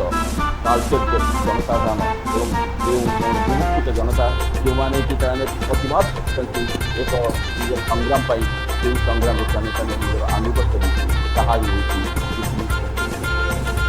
ସେମାନେ ଯେତେବେଳେ ଆସିଛନ୍ତି ଆମେ ସମସ୍ତେ ଜାଣିଛନ୍ତି ଯେ ପଦ୍ମଶ୍ରୀ ରାଧାମୋହନ ପଟ୍ଟନାୟକର କବିତା କଥା ବିଶେଷଭାବେ ଉଲ୍ଲେଖ କରିବାକୁ ଚାହେଁ ଯେ ରାଇଜ ଛାଡ଼ିଛେ ପଳାଇ ଆସିଛୁ ଆମେ ଗିରି ବୋଲି ସିନା ଭାବୁଛୁ ତୁମେମାନେ ଟଙ୍କ ଆମେରେ ଏଇଠୁ ବଜାଇବୁ ମଣିଷର ପୁଅ ଏକ ପତ୍ର କୁଡ଼ିଆରେ ଶୀତ କାକରରେ ଖରା ବର୍ଷାରେ ସେମାନେ ଯେତେବେଳେ ବୀର ହୋଇ କୁଶଳରେ ରହିଛନ୍ତି ସେମାନେ ସେଠି ଲୋକମାନଙ୍କର ଯେଉଁ ଆତିଥ୍ୟତା ପାଇଛନ୍ତି ଏବଂ 9ଟି କ୍ୟାମ୍ପ ମଧ୍ୟରୁ ସମସ୍ତଙ୍କ ଯେଉଁ ବିଭିନ୍ନ କଂସଲା ସନ୍ତ୍ରାବନ୍ଧ କୁଶଳା ନତଳା ଆମ୍ବପାଳ ନତଳା ପାଣିଗୋଳା ବୁଢ଼ାପଙ୍କ ଏବଂ ତାପରେ ରାଇଜରଣ ବ୍ରାହ୍ମଣୀ ମିଲି ଛୋଟ ଛୋଟ କ୍ୟାମ୍ପ 9ଟି କ୍ୟାମ୍ପ ରହିଛି ଏବଂ ଏ ସମସ୍ତ କ୍ୟାମ୍ପରେ ଯେଉଁ ଅଧିବାସୀମାନେ ସେମାନେ ସେମାନଙ୍କର ଯେଉଁ ଭାବନା ଥିଲା ସେ ଭାବନା ଭିତରେ ଏକ ଜାତୀୟତାର ସ୍ରୋତ କେବଳ ନଥିଲା ତା ଭିତରେ ଆଜିର ସମାଜରେ ଆମେ ଯେଉଁ ଚିନ୍ତା କରୁଛେ ସମାନତାର କଥା ନାରୀ ଜାଗରଣର କଥା କିମ୍ବା ସମସ୍ତଙ୍କ ଭିତରେ ଯେଉଁ ଭାରତର ସ୍ୱାଧୀନତା ସଂଗ୍ରାମରେ ଯେଉଁ ଜାତି ଧର୍ମ ବର୍ଣ୍ଣ ନିର୍ବିଶେଷରେ ମହାଯଜ୍ଞରେ ଆହୁତି ଦେଇଥିଲେ ସେ ବିଚାରଧାରା କରିଥିଲେ ଏବଂ ସମସ୍ତଙ୍କ ଭିତରେ ସମାନତା ଏମିତି ଏକ ଶୃଙ୍ଖଳା ଯାହା ପ୍ରତ୍ୟେକ ମଣିଷ ଭିତରେ ଗୋଟେ ନିଜକୁ ତାର ନିସଙ୍ଗତା ପରିବର୍ତ୍ତେ ସେ ସମାଜର ସମସ୍ତ ସହିତ ସାମିଲ କରିଥିଲେ ତେଣୁ ସେହି ସାମାଜିକ ଶୃଙ୍ଖଳା ଆମେ ଗୋଟେ ସ୍ୱରାଜର ଯେଉଁ ଚିନ୍ତାଧାରା ଦେଖିଥିଲେ ସେ ସ୍ୱରାଜର ଚିନ୍ତାଧାରା ମଧ୍ୟ ଭାରତୀୟ ଜନସାଧାରଣଙ୍କ ମନରେ ସେଇଭଳି ଏକ ପରିପ୍ରେକ୍ଷୀରେ ଯଦି ଆମେ ଆଲୋଚନା କରିବା କୋଶଳାରେ ଯେଉଁ ପତ୍ର ପୁଡ଼ିଆ ହେଇଥିଲା ସେଥିରେ ସେମାନେ ବିଭିନ୍ନ ସବୁ ସମସ୍ତ ଗ୍ରାମବାସୀମାନେ ମଧ୍ୟ ତା ପୂର୍ବରୁ 1930 ମସିହାରେ ପ୍ରଥମ ଥର ପାଇଁ ଅନୁଗୁଳରେ କଂଗ୍ରେସର ସଂଗଠନ 1930 ମସିହାରେ ଯେଉଁ ଅନୁଗୁଳରେ ପ୍ରଥମ କଂଗ୍ରେସର ସଂଗଠନ ଆରମ୍ଭ ହୋଇଥିଲା ତାହା କୋଶଳାଠାରେ ହେଇଥିଲା ଅଜିତ ବଲ୍ଲଭ ରାୟ ଏବଂ ସେଠି କେନ୍ଦୁମଣି ମଙ୍ଗରାଜ ସେମାନେ ପ୍ରଥମେ ମଦନମୋହନ ମନ୍ଦିର ଅନୁଗୁଳ ମଦନମୋହନ ମନ୍ଦିରରେ ଏବଂ ପରବର୍ତ୍ତୀ ଅଧ୍ୟାୟରେ ଏବଂ ସେଥିରେ ଯୋଗଦାନ କରିଥିଲେ କୋଶଳାର ସ୍ୱାଧୀନତା ସଂଗ୍ରାମୀ ଅନ୍ତର୍ଜୟ ପ୍ରଧାନ ସର୍ବେଶ୍ୱର ପ୍ରଧାନ ରସାନନ୍ଦ ପ୍ରଧାନ ପ୍ରଥମ ତେଣୁ ଏଇଭଳି ଭାବରେ ଯେତେବେଳେ ଆନ୍ଦୋଳନ ହେଇଛି ଭାରତୀୟ ସ୍ୱାଧୀନତା ସଂଗ୍ରାମର ଯେଉଁ ବିଚାରଧାରା ଥିଲା ବାନର ସେନା ବିଚାରଧାରା ଯେତେବେଳେ ଗୁଜରାଟ କ୍ୟାମ୍ପ ହେଇଛି ସେତେବେଳେ ସ୍ୱେଚ୍ଛାସେବୀମାନଙ୍କୁ ସାହାଯ୍ୟ କରିବା ପାଇଁ ସ୍ୱେଚ୍ଛାସେବୀମାନେ ସାହାଯ୍ୟ କରିବା ପାଇଁ ଏବଂ ସେମାନଙ୍କୁ ସୁରକ୍ଷିତ ରଖିବା ପାଇଁ କୋଶଳାରେ ମଧ୍ୟ ଏକ ସମର୍ଥନ ସୃଷ୍ଟି ହେଇଛି ଏବଂ ସେଥିରେ ଯଦି ଆମେ ଦେଖିବା କନିଷ୍ଠ ସ୍ୱାଧୀନତା ସଂଗ୍ରାମୀ ଦିବାକର ପ୍ରଧାନଙ୍କୁ ମଧ୍ୟ ଦେଖିବା ତାହେଲେ ସେମାନେ ମଧ୍ୟ ଜଣେ ବାନର ସେନା ଗଠିତ କରି ଯେଉଁ ତାଳଚେର ଭାଇମାନେ ଥିଲେ ସେତେବେଳେ ସମୟରେ 25,000 ଊର୍ଦ୍ଧ୍ୱ 60,000 ଊର୍ଦ୍ଧ୍ୱ ଲୋକ ଯେଉଁ ବସବାସ କରିଛନ୍ତି ଏବଂ କୋଶଳାରେ ସାଧାରଣତଃ 20-25,000 ଊର୍ଦ୍ଧ୍ୱ ଲୋକ ବସବାସ କରିଛନ୍ତି ସମସ୍ୟା ଦେଖାଦେଇଛି ପାନୀୟ ସମସ୍ୟା ମଧ୍ୟ ଦେଖାଦେଇଛି ଅନ୍ୟାନ୍ୟ ସମସ୍ତ ସମସ୍ୟା ହେଉଛି ପାନୀୟ ସମସ୍ୟା ଦେଖାଦେଇଛି କୋଶଳାରେ ଗୋଟେ ବନ୍ଧ ଅଛି କଦଳୀବୁଣ୍ଡା ବନ୍ଧ ଯାହାକି 22 ବନ୍ଧ ଅଛି ତାଙ୍କ ପାଖରେ ଅଛି ଏବଂ କ୍ୟାମ୍ପ ଯେଉଁଠି ହେଇଥିଲା ତା ପାଖରେ ଗୋଟେ ବିରାଣୀ ବନ୍ଧ ଅଛି ଏହିସବୁ ବନ୍ଧରେ ମଧ୍ୟ ସେମାନେ ସମ୍ପୂର୍ଣ୍ଣ ଭାବରେ କିପରି ଭାବରେ ନିଜେ ତାଙ୍କର ସମସ୍ତ ନିତ୍ୟକର୍ମ ସମ୍ପାଦନ କରିପାରିବେ ଏବଂ ତାଙ୍କୁ କିଛି ଅସୁବିଧା ନ ହେବ କୋଶଳାବାସୀଙ୍କର ତଥା ଏ ଅଞ୍ଚଳ ସମସ୍ତଙ୍କର ସଚେତନ ଏବଂ ପରବର୍ତ୍ତୀ ଅବସ୍ଥାରେ ଯେତେବେଳେ ଏ କଥା ଜାତୀୟ କଂଗ୍ରେସରେ ଉପସ୍ଥାପିତ ହୋଇଛି ଏବଂ ସେଥିପାଇଁ ବିଭିନ୍ନ ସେବା ସଂଘ ଆସିଛନ୍ତି ଏବଂ ବିଶେଷ କରି ଅମୃତଲାଲ ଠକ୍କର ଯାହାକୁ ଆମେ ଠକ୍କର ବାବା କହୁଛନ୍ତି ଠକ୍କର ବାବା ଆସିଛନ୍ତି ଏବଂ ଏଠାରେ ଉପସ୍ଥିତ ରହି ବିଭିନ୍ନ ପ୍ରକାର ସେବାମୂଳକ କାର୍ଯ୍ୟ ମଧ୍ୟ କରିଛନ୍ତି ଏବଂ ଆଜି ମଧ୍ୟ ଆମେ ଦେଖୁଛନ୍ତି ମେଡ଼ିକାଲ ଛକ ପାଖରେ ଯେଉଁଠି ବର୍ତ୍ତମାନ ଜଗନ୍ନାଥ ମନ୍ଦିର ତିଆରି ହେଇଛି ଗୋଟେ ଖମନା ହେଇଥିଲା ସେଇ ଯେଉଁ ପୁଅଟି ପାନୀୟ ସମସ୍ୟାକୁ ଦୂର କରିବା ପାଇଁ ହେଇଥିଲା ଏବଂ ସେଇଠି ତାକୁ ମଧ୍ୟ ଏବେ ମଧ୍ୟ କୁହାଯାଏ ଯେ ଅମୃତଲାଲ ଠକ୍କର ବାବା ଏବଂ 1938 ମସିହାର ଯେତେବେଳେ ସେପ୍ଟେମ୍ବର ମାସରେ ଯେଉଁ ଆନ୍ଦୋଳନ ହେଇଛି ସେଇଦିନର ଘଟଣା ଯଦି କହିଲେ ତାହେଲେ ବେଶୀ ଉଲ୍ଲେଖନୀୟ ହେବ। ସେଦିନ ବହ୍ୟାଳି ସାହିର ଯେଉଁଟା କାଳିଚରଣ ଗଣନାୟକ ଘର ଏବଂ ଯେଉଁଠିକି ତାହେଲେ ସେତେବେଳେ ସମସ୍ତଙ୍କର ସର୍ବା କାଟିଲେ ନିତ୍ୟାନନ୍ଦ ପ୍ରଧାନ, ତାଙ୍କର ସେ ଜଇଁ ଘର ଏବଂ ଯିଏକି ହେଉଛନ୍ତି କାଳିଚରଣ ଗଣନାୟକ ଯିଏ ପଞ୍ଚମୁଣ୍ଡରେ କାଳନ୍ଦୀ ପ୍ରଧାନଙ୍କ ପରବର୍ତ୍ତୀ ବର୍ଷରେ ଯେ ହେଇଥିଲେ, ତାଙ୍କରି ଘରଠାରୁ ଗୋଟେ ପ୍ରସେସନ୍ ଆରମ୍ଭ ହୋଇଥିଲା ମା ରାମଚଣ୍ଡୀ ପୀଠକୁ ଆସିଥିଲେ। ଏବଂ ସେ ପ୍ରସେସନ୍ରେ ସମସ୍ତେ କହୁଥିଲେ ତାଳଚେର ମମ କରମ ଦାୟିନୀ, ତାଳଚେର ମମ ଜନନୀ, ଏଭଳି ସ୍ଲୋଗାନ ଦେଇ ଏବଂ ଏହି ପ୍ରଜାମଣ୍ଡଳ ଯେଉଁ ଗଠନ କରିଛନ୍ତି ସେପ୍ଟେମ୍ବର। ତେଣୁ ସେଦିନର ଘଟଣା, ସେଦିନର ଯେଉଁ ବିଚାର ତାହା ଆଜି ମଧ୍ୟ କୋଶଳାର ଯେଉଁମାନେ ସବୁ ସେ ସମୟରେ ଯେଉଁମାନେ ଜାଣିଛନ୍ତି, ସାଙ୍ଗରେ ଦିବାକର ପ୍ରଧାନ ତାହା ସେ ସଭାରେ ମଧ୍ୟ ସେ ପ୍ରଶ୍ନ ନାରୀ ଜାଗରଣର ଅନ୍ୟ ଏକ ତାର ସେଠି କହିବାକୁ ଯଦି ଉଲ୍ଲେଖ କରିବି, ମାଳତୀ ଚୌଧୁରୀ, ନବକୃଷ୍ଣ ଚୌଧୁରୀ, ରଙ୍ଗା, ବିଶ୍ୱନାଥ ଦାସ ଏବଂ ସେଥିରେ ଡକ୍ଟର ହରେକୃଷ୍ଣ ମହତାବ ତଥା ଅନ୍ୟାନ୍ୟ ସମସ୍ତ କ୍ଷେତ୍ରରେ ଉପସ୍ଥିତ ହୁଅନ୍ତି ଏବଂ ବରୀ ଅଞ୍ଚଳରୁ ସମସ୍ତ ସମାଜସେବୀମାନେ ସେଥିରେ ଆସି ବିଭିନ୍ନ ପ୍ରକାର କଥା, ବିଭିନ୍ନ ପ୍ରକାର ଅନ୍ୟାନ୍ୟ କାର୍ଯ୍ୟ ପାଇଁ ସେମାନେ ଜନସାଧାରଣକୁ ଏବଂ ଯେଉଁ ସମସ୍ତ କ୍ଷେତ୍ରରେ ତାଙ୍କୁ ଉତ୍ସାହିତ କରନ୍ତି। ଏହି ପରିପ୍ରେକ୍ଷୀରେ ଯଦି ଆମେ ବିଚାର କରିବା ତାହେଲେ ମାଳତୀ ଚୌଧୁରୀ ସେତେବେଳେ ଆସନ୍ନ ପ୍ରସବା ମଧ୍ୟ ଥିଲେ ଏବଂ ସେ ତାଙ୍କ ସେତେବେଳେ ଶିଶୁକନ୍ୟା ଜନ୍ମ ଅପା ଯେମିତି 1939 ଜାନୁଆରୀ 29 ତାରିଖରେ ଜନ୍ମଗ୍ରହଣ କରିଥିଲେ, ଯାହାକୁ ସେମାନେ ତାଙ୍କର ନିଜର କାନିରେ ବାନ୍ଧି ତାଙ୍କ ଗଛରେ ଉଡ଼େଇଥିଲେ। ଦିନକର ଘଟଣା, ମାଳତୀ ଚୌଧୁରୀ ସଭା ମଞ୍ଚ କରିଛନ୍ତି। କୋଶଳା କ୍ୟାମ୍ପରେ 20 ଫୁଟ ଓସାର 20 ଫୁଟ ଲମ୍ବରେ ଏକ ସଭାମଞ୍ଚ ତିଆରି ହୋଇଥିଲା। ମାଳତୀ ଚୌଧୁରୀ ଗୁମା ସେ ସଭାମଞ୍ଚରେ ଉପରକୁ ଆସିଲେ ଏବଂ ତାଙ୍କର ସ୍ୱଭାବ ଭାବରେ ସେ ସବୁବେଳେ ଓଢ଼ଣା ଦିଅନ୍ତି। ସେ ଯେତେବେଳେ ଓଢ଼ଣା ଦେଇଛନ୍ତି ଏବଂ ସେଇଟା ଉଲ୍ଲେଖନୀୟ ଯେ ସେ ସଭାରେ ସମସ୍ତେ ଯେଉଁମାନେ ବସିଥିଲେ ସେମାନେ ସମସ୍ତେ ଗ୍ରହଣ ଏବଂ ଆମେ ସେଥିରେ ବିଚାର କରିବା ଯେ ବୀରକୁ ଆମର ଯେମିତି ଲକ୍ଷ୍ମୀଧର ଚୌଧୁରୀଙ୍କର ତାଙ୍କ ରାୟ ଚୌଧୁରୀଙ୍କର ତାଙ୍କ ସାହେବାନୀ କି ତାଳଚେର ଯେଉଁମାନେ ସବୁ ଅଗ୍ରଣୀ ମହିଳାମାନେ ସେମାନେ ସେ ମଞ୍ଚରେ ଆସିନଥିଲେ ଏବଂ ସେ ଯେତେବେଳେ ଓଢ଼ଣା ଦେଇଛନ୍ତି ସେ ସମସ୍ତ ମାଆ ମାନେ ଓଢ଼ଣା ଦେଇଛନ୍ତି ଏବଂ ହରିବୋଲ ହୁଳହୁଳି ଧ୍ୱନିରେ ସେହି ପବନ ପବନ ତାହା ହିଁ ଥିଲା ଗୋଟେ ଆମର ଓଡ଼ିଶାର ଯଦି ବିଚାର କରିବା ଯଦି ଲବଣ ସତ୍ୟାଗ୍ରହ ପରେ ତାର ଯଦି ବିଚାର କରିବା ଆମ ଅନୁଗୁଳ ଅଞ୍ଚଳରେ ପ୍ରଥମ ନାରୀ ଜାଗରଣ କ୍ଷେତ୍ରରେ ଯେଉଁ ତାହେଲେ ସେ ହିଜରାତ କ୍ୟାମ୍ପରେ ଯେଉଁ ସମସ୍ତ ବିଚାର ଥିଲା ତାହା ଆମ ସମସ୍ତଙ୍କୁ ଆଜି ମଧ୍ୟ ଉଦ୍ବୁଦ୍ଧ କରିଥାଏ। ତେଣୁ ପରବର୍ତ୍ତୀ ଅବସ୍ଥାରେ ଆମେ ଦେଖିବା 1942 ମସିହାର ଆନ୍ଦୋଳନ କଥା ଦେଖିବା, ସେ କଥା ଖାଲି ସଂକ୍ଷିପ୍ତରେ କହିବି। 1942 ମସିହା ଅଗଷ୍ଟ ମାସ 27 ତାରିଖ କୋଶଳା ଯାତ୍ରା, ସେଦିନ ଅବିଭକ୍ତ ଢେଙ୍କାନାଳ ଜିଲ୍ଲାର ପ୍ରଥମ ସୂର୍ଯ୍ୟନାଥ ସେହି କୋଶଳା ଯାତ୍ରା ହେଇଥିଲା। ମଞ୍ଚ ତିଆରି ହେଇଛି, ସେଠାରେ ସମସ୍ତେ ସମବେତ ଜନତା ସେ ବ୍ରିଟିଶ ସରକାର ବିରୁଦ୍ଧରେ ସ୍ଲୋଗାନ ଦେଇଛନ୍ତି ଏବଂ ସେଦିନ ଯାତ୍ରା ବନ୍ଦ ହୋଇଯାଇଛି ଏବଂ ସବୁ ହେଇଛି ଏବଂ ସବୁ ଲୋକ ଛିନ୍ନ ଛତ୍ର ହେଇଛି ଏବଂ ସେଦିନ କୋଶଳାର ଫରେଷ୍ଟ ଭିତରକୁ ଲୋକ ପଡ଼ିଛନ୍ତି ଏବଂ ତାପରେ ବିଭିନ୍ନ କଥା ହେଇଛି ଏବଂ ପରବର୍ତ୍ତୀ ଅବସ୍ଥାରେ ଯଦି ଦେଖିବା ସେଇଥିପାଇଁ କୋଶଳାକୁ ବୀର ବୋଲି କୋଶଳା ବୋଲି କୁହାଯାଏ ଏବଂ ସେ ଗାଁକୁ ସମ୍ପୂର୍ଣ୍ଣ ଭାବରେ ସ୍ୱାଧୀନତା ସଂଗ୍ରାମୀ ଗ୍ରାମ ଏଇଥିପାଇଁ କୁହାଯାଏ ଯେ ସେ ଗାଁକୁ ସମ୍ପୂର୍ଣ୍ଣ ଭାବରେ ବ୍ରିଟିଶ ସରକାର ତାକୁ ଏକ ଜେଲ୍ କରିଥିଲେ। କଂସଲା କଥା, ସନ୍ତରାବନ୍ଧ କିମ୍ବା ନତଡ଼ା କିମ୍ବା ଅନ୍ୟାନ୍ୟ କ୍ଷେତ୍ରରେ ଗୋଟେ ଇଣ୍ଟିଗ୍ରେଟେଡ୍ ସିଷ୍ଟମ୍ ଭାବରେ ସବୁଠାରେ ସେ ସମାନ ଭାବରେ ବିଚାରଧାରା ଥିଲା। ଗୁଜରାଟ କ୍ୟାମ୍ପର ସବୁଠାରେ ଦୃଶ୍ୟ ସମାନ ଥିଲା। ନତଡ଼ାରେ ମଧ୍ୟ ଠିକ୍ ସେମିତି ଥିଲା। ନତଡ଼ାରେ ମଧ୍ୟ ସେମାନେ ତାଙ୍କ ଗାଁ ମଧ୍ୟରେ ଥିବା ପୁଅଟିକୁ ଦେଇଥିଲେ ଏବଂ ଯଦି ଦେଖିବା ତାହେଲେ ଚଳଣି କଥା ଯଦି ଦେଖିବା ତାହେଲେ ଆମେ ସେ ସଂଗ୍ରାମର ବିଚାରଧାରା ସମସ୍ତଙ୍କୁ ଯେଉଁ ଉତ୍ସାହିତ କରିଥିଲା ଏବଂ ସେ କ୍ଷେତ୍ରରେ ପଞ୍ଚଶଖାଙ୍କର ତାଙ୍କର ଯେଉଁ କୃତିତ୍ୱ ତାହା ଆମ ସମସ୍ତଙ୍କୁ ଏବଂ ଭବିଷ୍ୟତରେ ଆମ ସମସ୍ତଙ୍କୁ ଉଦ୍ବୁଦ୍ଧ କରେ।